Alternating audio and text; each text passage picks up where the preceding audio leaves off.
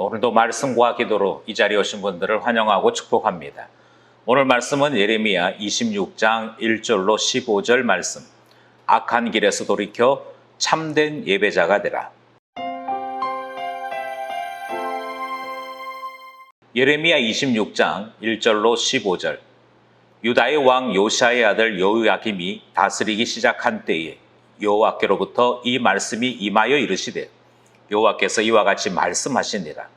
너는 여호와의 성전뜰에 서서 유다 모든 성읍에서 여호와의 성전에 와서 예배하는 자에게 내가 내게 명령하여 이르게 한 모든 말을 전하되 한마디도 감하지 말라. 그들이 듣고 혹시 각각 그 악한 길에서 돌아오리라 그리하면 내가 그들의 악행으로 말미암아 그들에게 재앙을 내리려 하던 뜻을 돌이키리라. 너는 그들에게 이와 같이 이르라.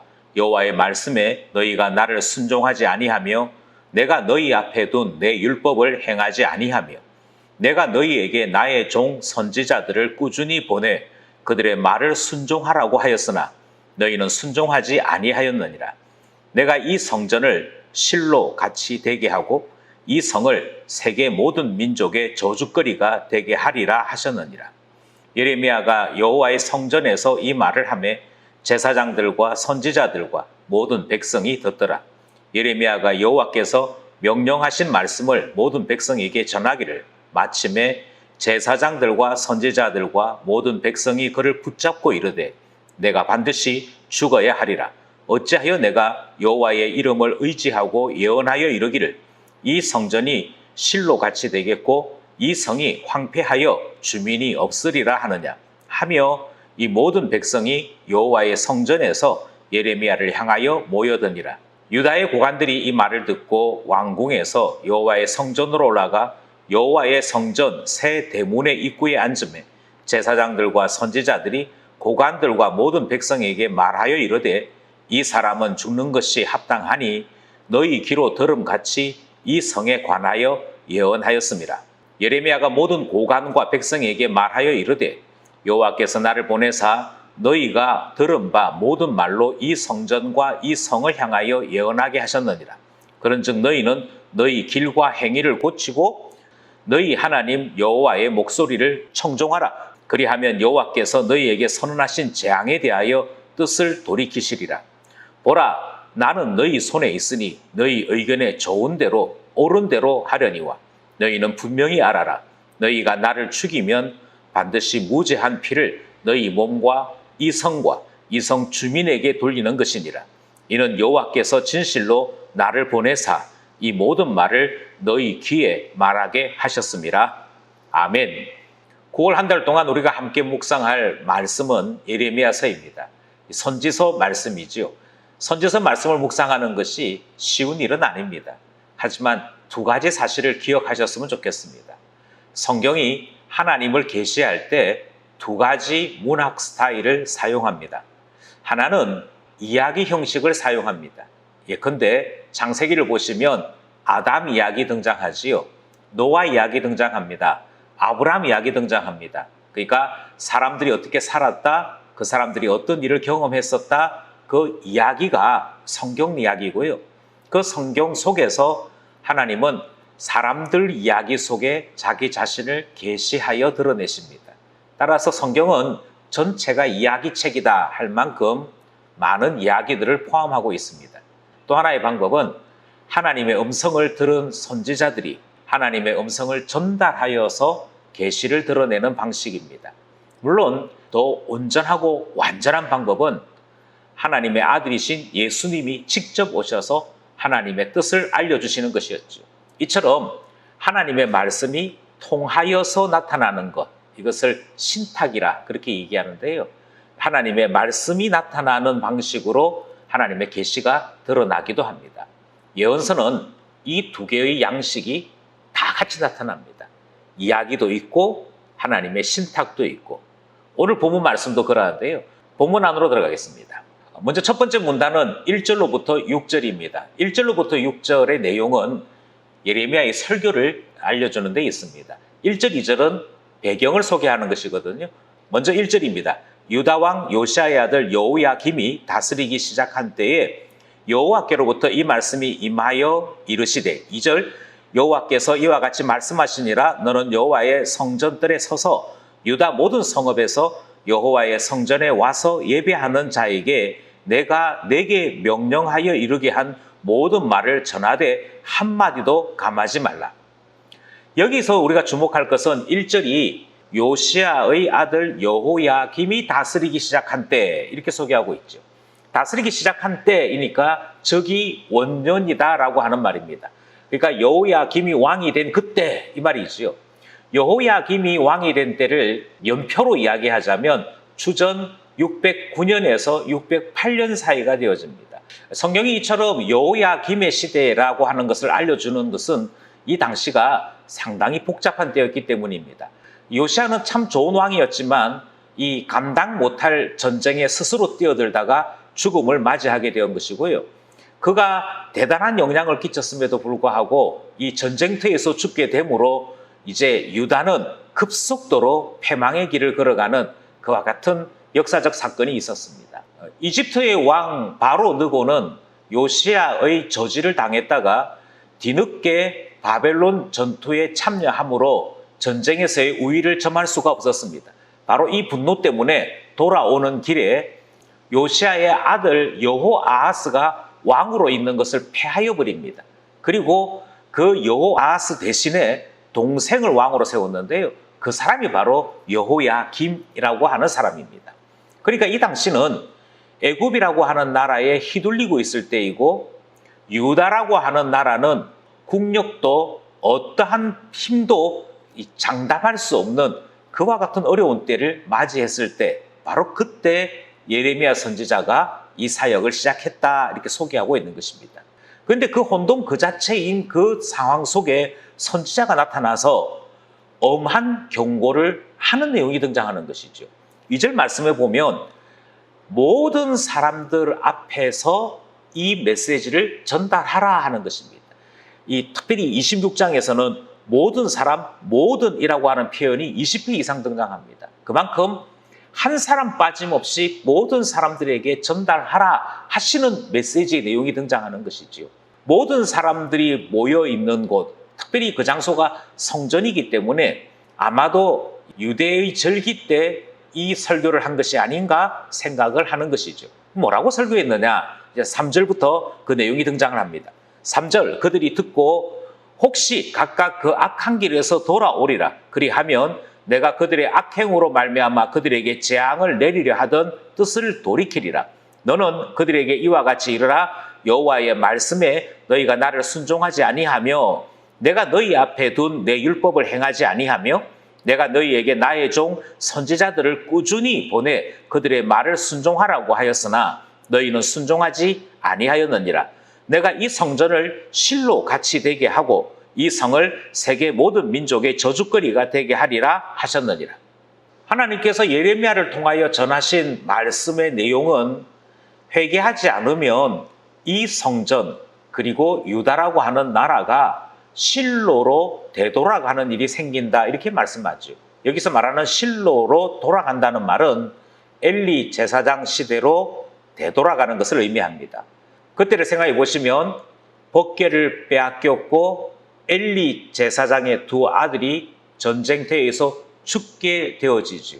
하나님의 영광이 떠났다 그렇게 되어 있는 그 비참한 시대, 바로 그 시대가 실로 시대 또는 엘리 제사장이 다스리던 그 사사시대입니다.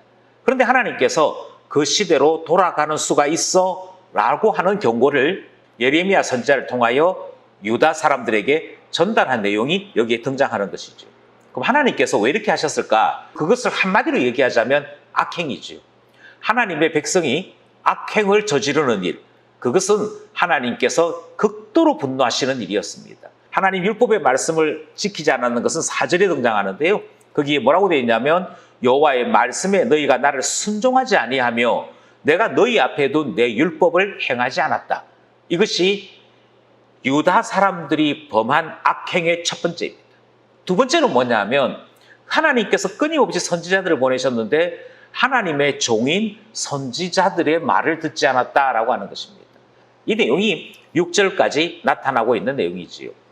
그랬더니 사람들이 이 설교를 듣고 반응을 했지 않겠습니까? 그 반응이 7절에서부터 9절 사이에 등장을 합니다.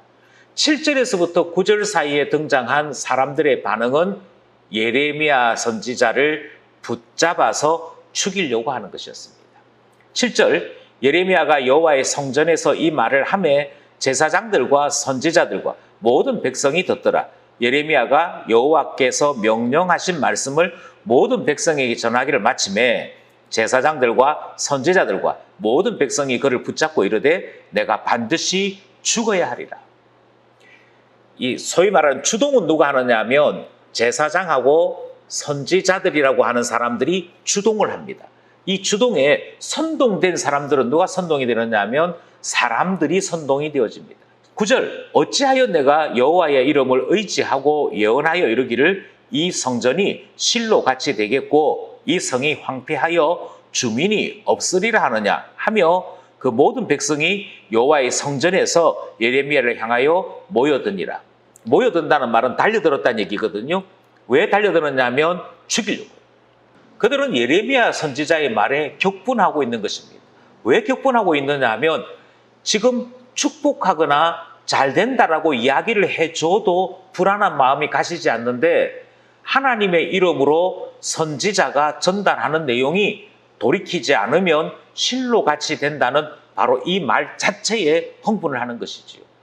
좋은 말이면 기뻐하고 듣기에 쓴소리면 흥분하고 있는 유다 사람들을 우리는 확인할 수 있게 되는 것입니다.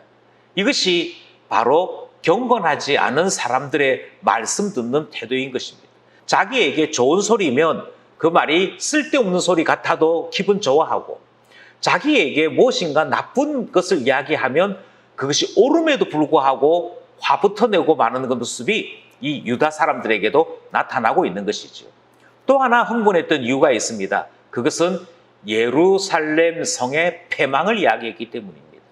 여기가 황폐하게 될 것이고 사람이 없게, 사람이 살지 않는 그와 같은 도시가 될 것이다. 이 말이 모든 백성들이 화를 내는 내용이 되어진 것이죠. 우리는 종종 설교를 들으면서 메신저와 메시지의 그 내용에 따라서 좋아도 했다가 싫어도 했다가 반항도 했다가 격분하는 모습을 발견할 때가 있습니다. 메시지와 메신저에 따라서 우리의 마음이 흔들리는 것은 결코 옳은 태도가 아닙니다. 이 말씀이 하나님께로부터 나왔다면 그 말씀이 아무리 쓰더라도 들을 수 있어야 하는 것이지. 그런데 유다 사람들은 자기들이 스스로 분별했습니다. 이 내용이 좋은 내용이면 아멘 했었고요. 이 내용이 그들 듣기에 불편함이 있었으면 거절하고 전달했던 선지자조차도 죽이려고 하는 모습을 우리는 보게 되는 것입니다. 이제 10절로부터 19절까지는요. 이 일로 인해 재판이 벌어지게 되고 그 재판이 어떻게 진행되는지를 소개하고 있습니다. 오늘 본문은 그 재판의 중간 부분인 15절까지거든요. 그 15절까지 재판이 어떻게 이어져 가고 있는지를 확인해 볼 수 있습니다. 먼저 10절입니다. 유다의 고관들이 이 말을 듣고 왕궁에서 여호와의 성전으로 올라가 여호와의 성전 새 대문의 입구에 앉음에 10절의 말씀을 잘 해석하셔야 됩니다. 이 예레미야 선지자의 이 이야기로 성전이 시끌시끌했거든요. 성전이 시끌시끌해지니까 누가 등장을 하는 거 아니 고관들이 등장을 합니다. 이 고관들이란 재판을 할 수 있는 사람들을 이야기합니다. 그게 재판관이거나 행정관들을 두고 얘기하는데요.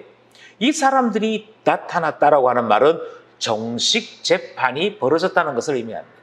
그러니까 제사장과 선지자들이 사람들을 동요시키고 그리고 사람들이 동요되면서 시끄럽게 되어지니까 이제 정식 재판을 요청하는 것입니다. 정식 재판을 요청한다는 것은 어떤 목적 때문인고 하니 예레미야 선지자를 합법적으로 죽이려고 하는 것 때문입니다. 그 합법적으로 죽일 수 있도록 그래서 아무도 선지자의 죽음에 누구도 비난하지 못하도록 법적인 근거를 마련하기 위한 것이 10절 행동이었죠. 그래서 누가 등장했느냐 하면 재판관들이 등장을 했고 그 재판관 사이로 이제 고발한 사람, 고발당한 사람이 재판장으로 입장하게 되어지는 것입니다. 11절 제사장들과 선지자들이 고관들과 모든 백성에게 말하여 이르되 이 사람은 죽는 것이 합당하니 너희 귀로 들은 것과 같이 이 성에 관하여 예언하였습니다. 이제 고발자들이 고발한 이유를 지금 알리고 있는 것입니다. 특별히 이 고발은 제사장과 선지자들이 고발자인 것을 성경이 밝히 말씀하고 있지요. 그리고 누구에게 지금 이 이야기를 하고 있는 거 아니? 재판을 맡고 있는 사람과 모든 백성들에게 이 사람 죽어 마땅하다. 왠 줄 아시지 않느냐? 이 사람이 우리 성과 우리 성전에 대해 예언했다. 이것이 죽을 이유로 등장을 합니다. 12절 13절 예레미야가 모든 고관과 백성에게 말하여 이르되, 드디어 예레미야 선지자가 반론을 펼치는 것이지요. 여호와께서 나를 보내사 너희가 들은 바 모든 말로 이 성전과 이 성을 향하여 예언하게 하셨느니라. 예레미야 선지자가 제일 먼저 변호하는 것은 이것입니다. 내 말이 아니고 여호와의 말씀이다. 이것이 중요하죠. 여호와께서 이 성과 이 성전에 대하여 말씀하신 것을 전했을 뿐이다. 이 내용이 12절 내용입니다. 13절 그런즉 너희는 너희 길과 행위를 고치고 너희 하나님 여호와의 목소리를 청종하라. 그리하면 여호와께서 너희에게 선언하신 재앙에 대하여 뜻을 돌이키시리라. 예레미야 선지자가 하나님께서 이 목소리를 전달하라고 하신 하나님의 뜻을 다시금 설명합니다. 하나님의 뜻은 혹시라도 돌이켜 재앙을 면하는 사람이 있을까 해서 전달하게 하셨다.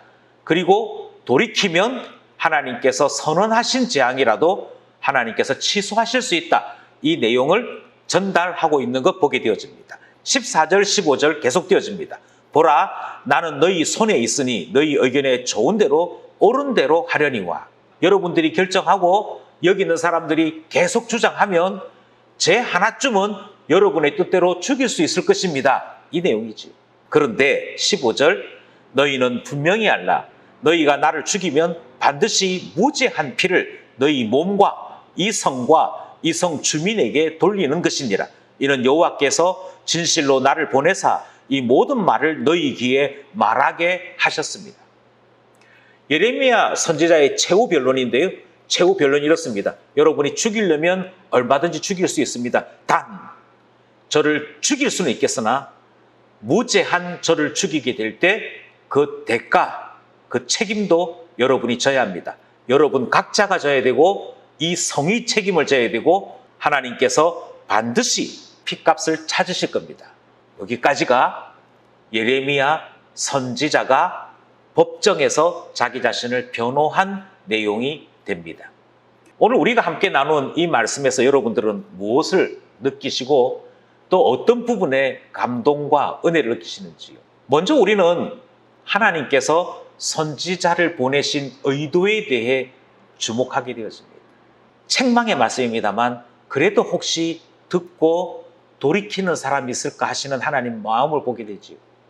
돌이키기만 하면 선언하신 재앙이라도 저주라도 하나님께서 취소하시기 원하시는 하나님의 간절한 마음들을 우리는 확인하게 됩니다. 예, 하나님의 뜻은 멸망과 저주가 아닙니다. 하나님의 뜻은 화평입니다. 하나님의 뜻은 회개하고 돌아와 하나님 안에 누리는 화목함입니다. 혹시 나의 잘못된 것으로 인해 부끄러움을 느끼거나 나의 잘못으로 인해 실망하고 스스로를 자책하고 다른 사람들이 무엇이라 말할까 두려움 속에 있다면 빨리 마음을 바꾸셔서 회개하는 데부터 시작하셔야 될 것입니다. 회개하고 돌이키면 그때부터 치유와 회복이 일어나는 것을 우리는 다시 한 번 더 말씀을 통해 확인하게 되는 것입니다. 두 번째로 우리는 오늘 본문 말씀을 통해 사람에게 걸려 넘어지는 일이 있을 수 있구나 하는 것을 볼 수 있었습니다. 예, 사람들이 무리로 떠들기 시작하면 그만 거기에 휩쓸려 가기 시작합니다. 사람들이 과음을 지르고 일치된 이야기를 하기 시작하면 하나님의 말씀이라 할지라도 괜히 반항할 힘을 얻는 것 보게 되었습니다. 하지만 결국 사람에 넘어진 것입니다. 사람에 넘어질 수 있구나. 사람 잘 되는 것만 바라고 듣기 좋은 목소리만 바라는 그 사람이 넘어지는 일, 그게 일어나는구나 하는 것을 보게 되는 것이죠. 아닙니다. 우리는 주님을 향해야 되고 주님을 따라 결정할 수 있는 사람이어야 합니다. 자존심, 부끄러움, 그것 때문에 하나님 말씀을 막아서는 아니 될 것입니다. 하나님 앞에 한 걸음 한 걸음 따라갈지언정 사람이 걸려 넘어져서 하나님을 놓치는 일이 없는 우리가 되어야 할 것입니다. 마지막 세 번째는 하나님의 뜻을 모르는 일이 생겨서는 아니 될 것입니다. 힘이 있을 때는요, 너 하나 살리고 죽이고 내 손에 달렸어. 이것 때문에 나의 왕이시요 재판관이신 하나님을 자꾸 잊을 때가 있거든요. 그러므로 주의 뜻을 분별하게 하시고 하나님의 뜻이 무엇인지 알게 하시고 말씀 붙잡고 살아가는 우리 모두 되기를 간절히 소원합니다.